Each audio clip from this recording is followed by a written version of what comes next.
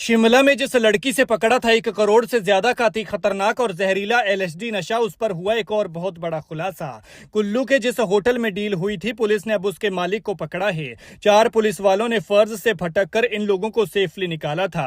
फिर ये लोग शिमला पहुंचे, लेकिन यहाँ शिमला पुलिस से बच नहीं सके।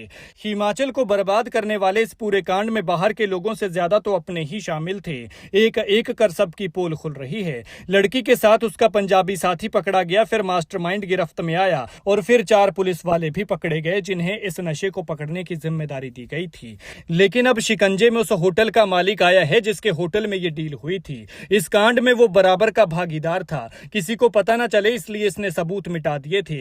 कैमरे की सारी फुटेज तक डिलीट कर दी गई थी, लेकिन पुलिस ने हार्ड डिस्क और डीवीआर जब्त की तो फोरेंसिक जांच में पता चला कि आगे और पीछे की सारी फुटेज है, बस वही क्लिप डिलीट है जो एलएसडी से जुड़ी थी। और जांच में ये पता चला है कि ये सब जानबूझकर किया गया है और इसलिए अब पुलिस ने इस होटल के मालिक को गिरफ्तार कर लिया है।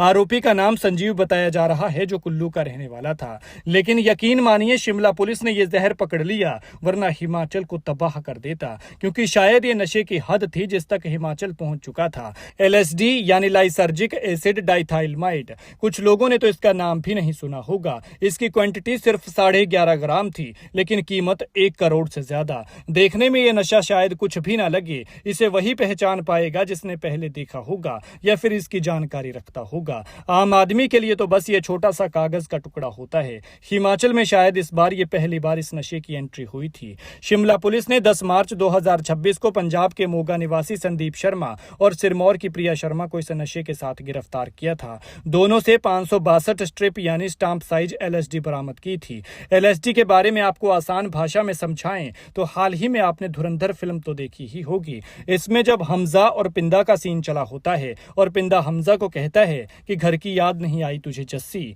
और इसके बाद वो एक कागज अपनी जीभ पर रखता है। दरअसल ये एलएसडी ही थी। इसे लेने के बाद पिंदा को हमजा की अलग शक्ल दिखती है, भूत जैसा भूतिया चेहरा नजर आता है, उसे अलग अलग तरह की आवाजें सुनाई पड़ती हैं, और ये सारा असर एलएसडी का ही था। एलएसडी लेने के बाद इंसान को यही होता है, रंगों के रंग बदल जाते हैं, आवाजों की आवाज चेंज हो जाती है और सामने वाले की शक्ल कुछ और ही नजर आती है।